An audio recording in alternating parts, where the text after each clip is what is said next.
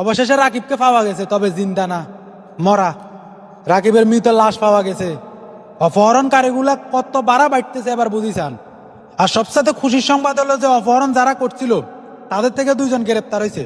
এই খবরগুলোর মধ্যে নিহান ভাইয়ের অনেক বড় হাত আছে, সে প্রবাসীদের জন্য অনেক কিছু করতেছে। এরা অনেক বড় একটা গ্যাং, অনেক বড়। এটাতে আসতেছি, লাশ পাওয়া গেছে। লাশের কিভাবে করছে জানেন? তার পাশে যে শিহাব ছিল, শিহাবের দিয়া তারপর লাশটাকে গোসল করাইছে।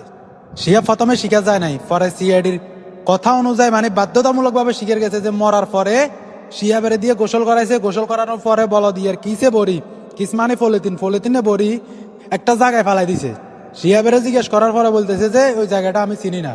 পরে তদন্তের ক্ষেত্রে দেখা গেছে যে সিআইডি ওইখানে যায়, যাওয়ার পরে দেখে যে মরুভূমিতে ফেলাই দিছে।